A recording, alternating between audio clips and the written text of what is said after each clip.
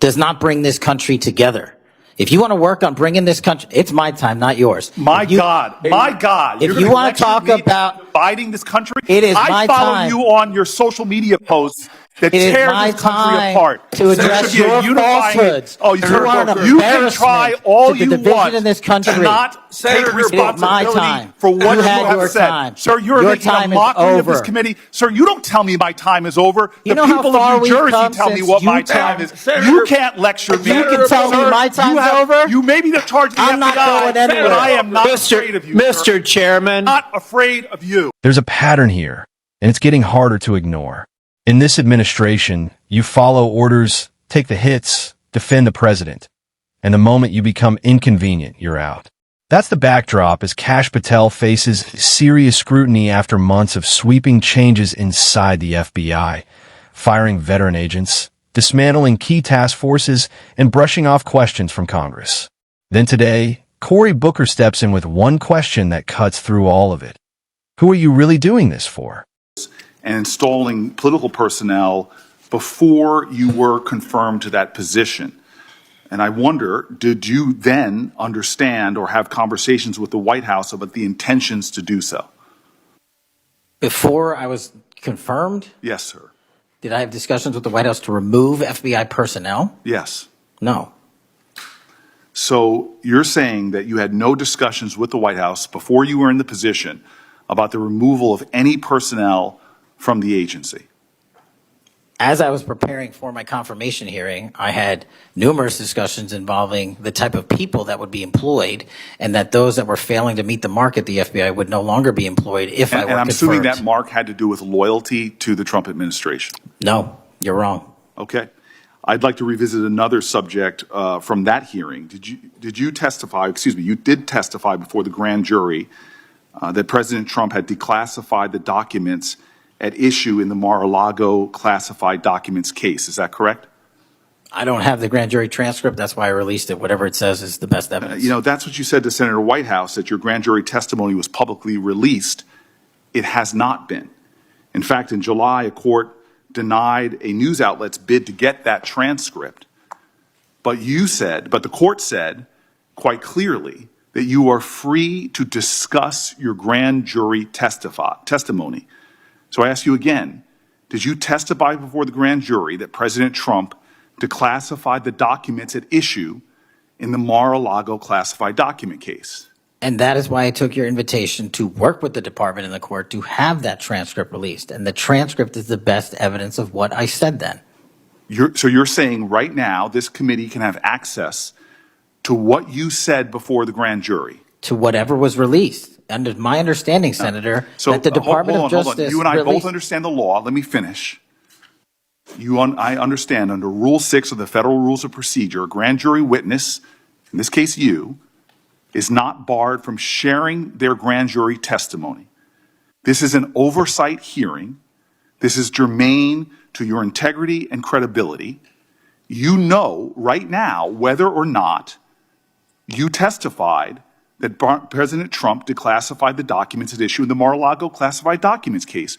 Why are you refusing to answer that simple yes or no question right now? Because the premise of your question is inaccurate, and there is no premise to my question, but trying to get to an order of what is truth or not. How do you How do you know what was asked in the grand jury if you weren't there? Mr. Patel, this is a mockery you're making of this hearing and simple questions. It's a simple question. If you have Mr. a Patel, transcript, during you can your read nomination, the question, but you don't have it.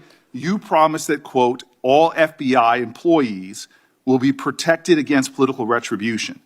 When I asked you, are you aware of any plans or discussions to punish in any way, including termination, FBI agents or personnel associated with the Trump administration, you explicitly said under oath that you were not aware of any plans to punish FBI agents associated with criminal investigations of Donald Trump. I don't believe you were truthful. Firing FBI employees based solely on the cases that they are investigating, their case assignments, is illegal, and you know that. A new lawsuit that's been discussed numerous times, filed by 3 FBI officials, alleges that you carried out Donald Trump's campaign of retribution, in quotes, against FBI employees for, quote, failure to demonstrate sufficient political loyalty. One of those plaintiffs has been discussed today, Brian Driscoll. Now, we know 20 years of distinguished service to the FBI before you terminated him. Special agent in charge of FBI's Newark field office, where he operated with distinction. Medal of Valor winner, Shield of Bravery awards. He's a patriot. You terminated Driscoll via a letter dated October 8th, 2025, and in that letter you said that you were firing him pursuant to Article 2 of the Constitution. Well, you're not the President of the United States, and so I'm wondering under what authority you were allowed to terminate him. That matter is under litigation, and I'm not able to discuss it. Okay, well, discuss this. Did you have discussions with Stephen Miller about firing this particular person or about his continuance in the FBI? Not that I recall.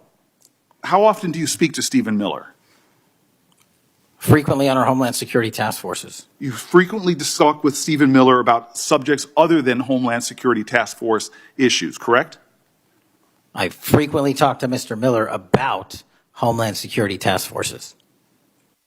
Has Stephen Miller ever given you his opinions on how to run your agency? Mr. Miller's interagency operations are invaluable to success of the FBI. That's what we talk about. So you frequently discuss your job and your responsibilities with Stephen Miller and Pam Bondi, I imagine, as well. Absolutely. She's the Attorney General. Understood. Okay. Donald Trump promised to make us all safer. You have pushed out senior FBI agents with decades of knowledge and experience. In fact, this is the first time in FBI history that neither the director nor the deputy director have any experience with the FBI. You've shifted the agency's priorities primarily to pursuing Donald Trump's immigration enforcement agenda.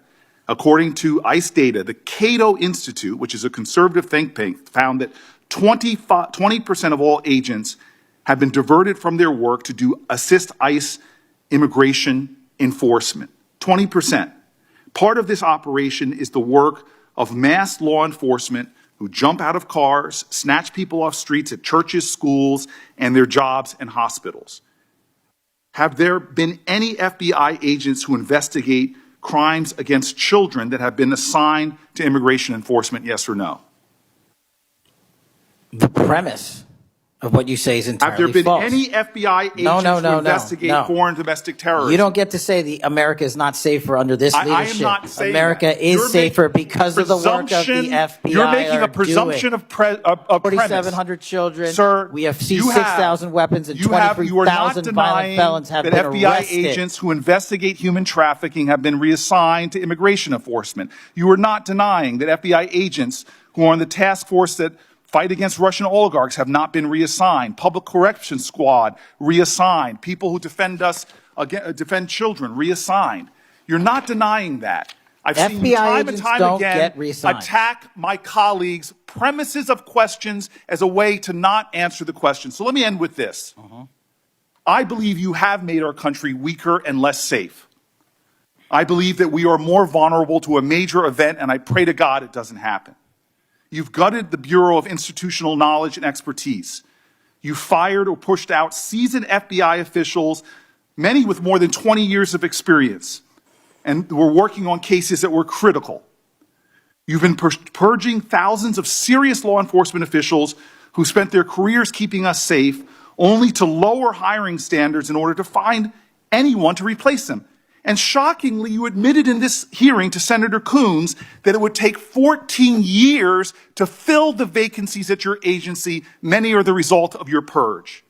20% of FBI agents are doing low-level immigration enforcement instead of their mission-critical work.